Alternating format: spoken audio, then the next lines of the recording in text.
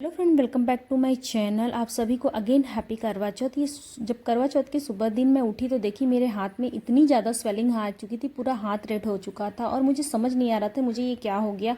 कभी ऐसा नहीं होता था और मैं सोच में पड़ गई कि आज का दिन अपना कैसे सेलिब्रेट करूँगी और ऐसा क्यों हो गया और मैं अपना पूरा घर का काम कैसे करूँगी। सो क्या कर सकते हैं, हस्बैंड भी बोले कि नहीं, नेक्स्ट टाइम आप मेहंदी नहीं लगाएंगे। सो पहले मैं अपने बच्चे को प्यार की, थोड़ा सा उसको साथ खेली, फिर उसके बाद घर के कामों में लग गई। हाथ तो बहुत पेन हो रहा था, फिर भी क्या कर सकते हैं, काम तो करना है। क्योंकि है ना, जब आपका कुछ पड़ता है तो मेड लोग भी ऑफ ले लेते हैं, नहीं आते। और जब मैं नहा धोवा के अपनी बच्ची को मालिश की थोड़ा, क्योंकि छोटा बेबी को मालिश करना बहुत ज़रूरी होता है। क्योंकि उनकी पूरी वो दिन भर कंटिन्यू सोए रहते हैं तो उनकी भी बॉडी में बहुत पेन होता है। फिर आज खाना बनाना नहीं था क्योंकि हस्बैंड भी आज मेरे साथ फास्ट रहते हैं। वो आज से नहीं, वो 9 साल से कंटिन्यू मेरे साथ फास्ट रहते हैं। इस मामले में मैं बहुत लकी हूँ, मैं बहुत भाग्य है मेरे अच्छे कि मुझे इतने अच्छे हस्बैंड मिले हैं, इतना प्रोटेक्ट करने वाले, इतने समझने वाले। और उन्होंने बोला कि आप तैयार हो लीजिए, आपका स्पेशल डे है और मैं आपका सारा पूजा का तैयारी कर देता हूँ। कितना भी काम रहता है, वो ऑफिस वर्क भी रहता है, फिर भी वो टाइम निकाल के वो हर पूजा पाठ में साथ में होते हैं। और वो बोले कि आप तैयार हो लीजिए, आप बाकी मैं पूजा की तैयारी कर देता हूँ। सो आप देख सकते हैं कितना विधि विधान से, विधि विधवत पूरा मेरा पूजा की तैयारी कर रहे हैं। भगवान ऐसा नसीब सबको दे, हर लड़की को ऐसे साथी दें। और अच्छा लगता है जब एक पिता की जगह एक पति ले लेता है, इससे बड़ी भाग्य की बात क्या ही हो सकती है। तो देख मैं उसके बाद अब रेडी होने में लग गई, टाइम लग गई और ये रहा मेरा फाइनल लुक। सो आप कमेंट में ज़रूर बताना मैं खुद से रेडी हुई और कैसी लग रही हूँ। यहाँ पे मैं फाइनली मैं ये मेरा आज करवा चौथ का गेटअप है। और जब मैं रेडी होती हूँ तो अपने हस्बैंड के साथ एक पिक्चर ज़रूर क्लिक करती हूँ, ये मेरा शुरू से आदत है।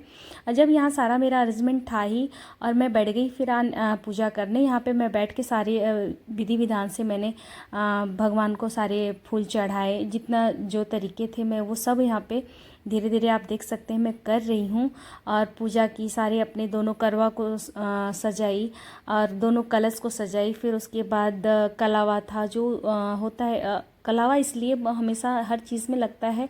कलावा को हमारे समझ से, मैं जहाँ तक मैं जानती हूँ, कलावा को वस्त्र मानते हैं कि अगर हर चीज़ वो वस्त्र नहीं पहनाते वो एक वस्त्र होता है। फिर माता को मैंने सिंदूर लगा चढ़ाया और सिंदूर चढ़ाने के बाद वो सिंदूर मैंने खुद भी अपने मांग में लगाया। और क्योंकि ये आशीर्वाद होता है माता का, और जब भी आप पूजा करें तो जो माता को सिंदूर लगाते हैं लास्ट में पाँव में देने के बाद माता को खुद में मांग में लगाना चाहिए, बहुत शुभ होता है, अच्छा होता है। और चूड़ी में भी लगाना चाहिए। और मैंने जितने भी पूजा के सारे नियम विधि थे मैंने बहुत अच्छे से उसको किया। फिर उसके बाद जब भी आप माता का पूजा करने के बाद जो आप किताब पढ़ते हैं तो उस किताब का भी आप पूजा कीजिए। जैसे जैसे आपने माता का पूजा किया है वैसे वो नियम विधि से आप किताब का भी पूजा कीजिए। जिसमें आप कहानियाँ पढ़ते हैं वो बुक्स का भी पूजा कीजिए, क्योंकि साल में वो बुक्स एक ही बार खुलता है। तो आप उन कहानियों को पढ़ने से पहले आप अच्छे से आरती कीजिए, दिया दिखाइए, सारा अच्छे से पूजा कीजिए, फिर उस बुक्स को आप पढ़ना स्टार्ट कीजिए। सो मैंने वहाँ पे यही किया।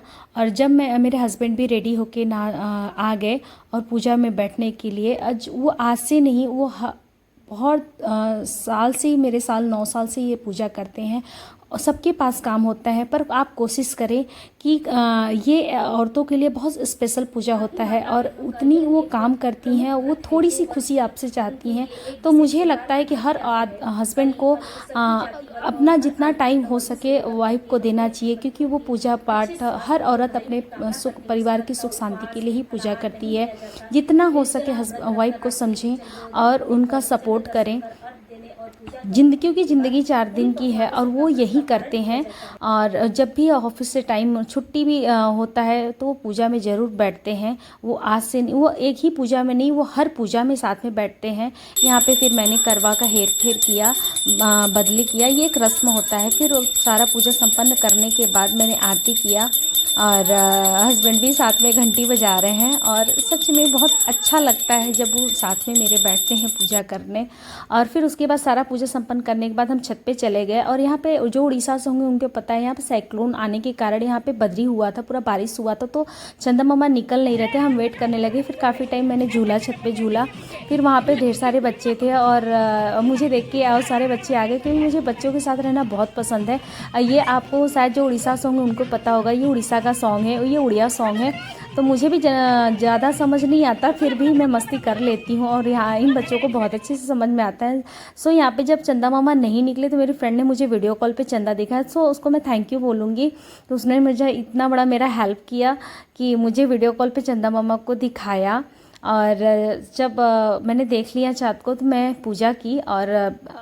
और अच्छा लगता है। ये एक बहुत स्पेशल डे होता है हर औरतों के लिए। और ये स्पेशल मोमेंट भी होता है। जो चलनी में मुंह देखते हैं ना, तो सच बताओ बहुत अच्छा लगता है। फिर मैंने चंदा मामा को अर्घ दिया।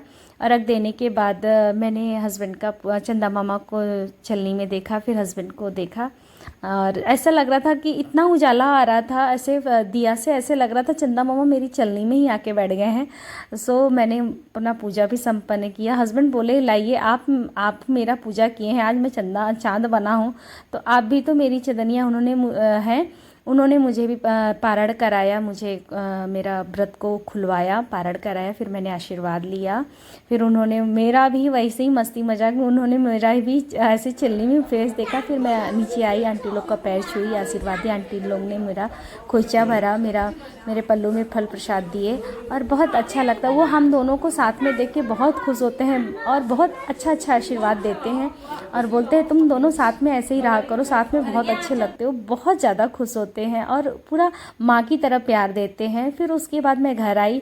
मैं जब भाई इतना अच्छा से रेडी होता, टाइम लगा के रेडी हो, तो आने के बाद 2-4 रील्स तो बनता है। मैं घर आके फिर मैंने रील्स बनाए और पूरी मस्ती के साथ रील्स बनाए। फिर उसके बाद मेरे हस्बैंड के साथ भी मैंने रील्स बनाया और वो भी मेरे साथ रील्स बनाए। उन्हें बहुत ज़्यादा तो नहीं आता, पर हाँ जितना आता है वो पूरा मेरा सपोर्ट करते हैं, कोशिश करते हैं मेरी खुशी के लिए बहुत कर दे, इतना मेरे लिए बहुत है। और फिर कुछ गाने ऐसे होते हैं जो सच में अगर इंसान उसको फील करे तो पूरा वो इमोशनल ही हो जाता है। यहाँ पे ऐसा मेरे साथ हुआ। ऐसा लग रहा था ये गाना सिर्फ हम दोनों के ऊपर ही बनाया गया। ये गाना में मैं इतनी डूब गई कि सच में मैं बहुत ज़्यादा लिटरली बहुत ज़्यादा इमोशनल हो गई और सच में रोने लगी। ये बोलते हैं कि नहीं, रोते नहीं हैं और ज़िंदगी 4 दिन की है, इसको हंस खेल के काटना चाहिए। और आप चुप हो जाइए, रोइए नहीं, अब रील्स नहीं बनाएंगे, बहुत हो गया, अब चलते हैं बाहर, चलिए आपको घुमा लाते हैं। फिर सच बताऊं 11:30 बजे हम लोगों ने अपना गेटअप चेंज किया, ड्रेस चेंज किया। फिर मैं निकल गई 11:30 बजे। बोले क्या खाना, मैं बोली आइसक्रीम खाना है। उन्होंने आइसक्रीम ला के दिया और मेरा बच्चा बोले मम्मा आपका बड़ा है मेरा छोटा है। सो आज का वीडियो आपको कैसा लगे कमेंट बॉक्स में ज़रूर बताइएगा।